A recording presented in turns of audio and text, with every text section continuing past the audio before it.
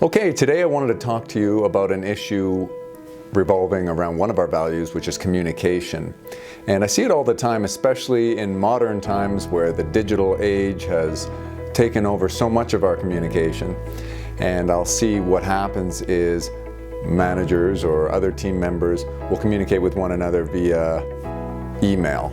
And in the email we see some probably poor habits built up where we're carbon copying and blind carbon copying a number of people and replying to all and so forth.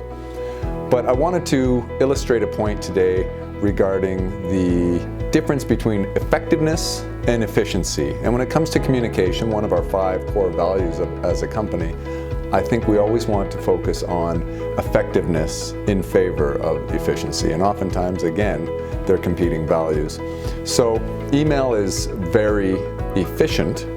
You can get it out in a moment's notice. It's asynchronous, which means you can communicate when you're ready to do the original communication, and then the person receives it when they're ready to receive, and they can reply when they're ready. And that's what asynchronous means. So that's efficient.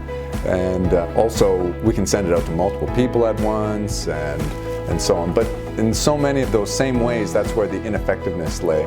So there's a sentence that I was taught a long time ago, and I like to do in this training, an example of a sentence that can be interpreted 7 different ways. It's a 7-word sentence that can be interpreted 7 different ways depending upon where the inflection or which word in the sentence is emphasized. So the sentence is, I never said he beat his wife. I never said he beat his wife. 7 words. Now, as you heard me say the sentence, as I read it to you, you may have interpreted it one way. So I'm going to go ahead and give you the 7 different interpretations of this sentence by emphasizing the 7 words successively in the different ways. So the first one, I never said he beat his wife. That could mean other people say that. It's been said around, that's the rumor and everything, but I never said it. I never said he beat his wife. When I emphasize never, that means I just absolutely never said that. That's not a fact. I never said he beat his wife means that I implied it or I wrote it down, but I never actually stated it out loud verbally.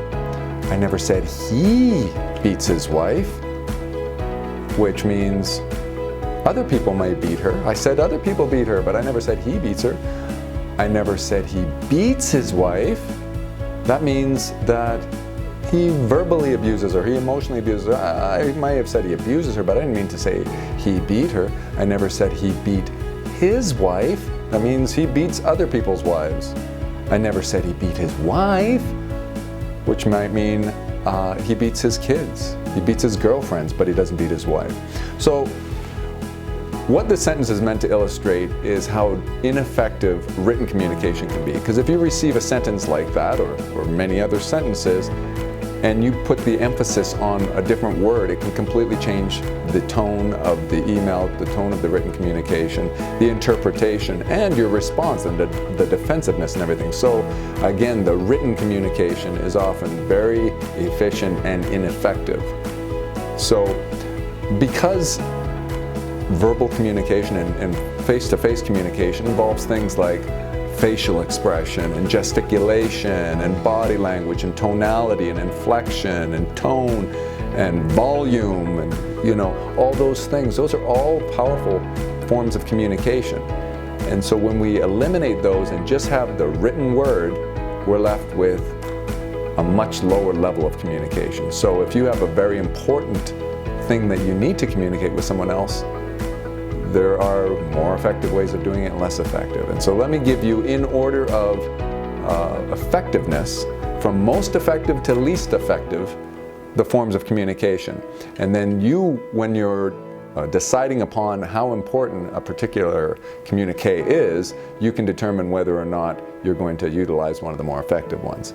So here they are from most effective. The most effective is in person, face-to-face. That's, like I said, you get all the body language and facial expressions, the tonality, the inflection, all the verbal cues and the physical cues as well. The next less effective one, but still nearing the higher part of the chart, would be a video teleconference, something like FaceTime or Skype, Google Hangouts, something like that. Again, you're able to see the person and everything. It's not quite as effective as being in person with them, but it's still, you're picking up on mostly everything. After that, a telephone conversation. Now you're missing the visual cues, but you get all the auditory cues. The tonality's still there, where they make the inflection and everything, so a telephone conversation. Going down a step, a voice message. Again, more efficient because it's asynchronous, and you can still hear the tonality and everything, but you don't have a time to reply and clarify questions and that kind of thing. Going down one from voice message, you get into a handwritten letter, note, or card. One of the reasons I'm rating a handwritten note or card a little higher is there's something about seeing the warmth of the handwriting. And sometimes people will sketch little happy faces, emoticons I guess you can use in a digital format. But there's just something about how a person writes a note that can add a little bit of warmth, whether it's all printed or it's messy, or the paper that it's written on, that kind of stuff. So there can be a little bit more effectiveness in a handwritten note or letter than the next step down, which is a typewritten letter or note. One more step down from that is an email, and finally the lowest level of effectiveness, highest level maybe of efficiency, would be a text message. Instantaneous, very quick and to the point, very good at communicating quickly, not so good at communicating in terms of a real emotional connection and something that would be considered very effective. So once again, I never said he beats his wife. This sentence is used to illustrate the vast difference between the written and spoken word. Without body language, facial expressions, volume, tonality, inflection, and gesticulation, words can easily be subject to misinterpretation. Face-to-face communication also offers the advantage of synchronicity and the communicant's ability to clarify any vague areas. I encourage you to value effectiveness over efficiency when choosing your means of communication. Thanks for listening, and if you have any questions or comments on this topic, then please let us know and we can elaborate and give some further discussion on it through our training mechanisms. Thank you.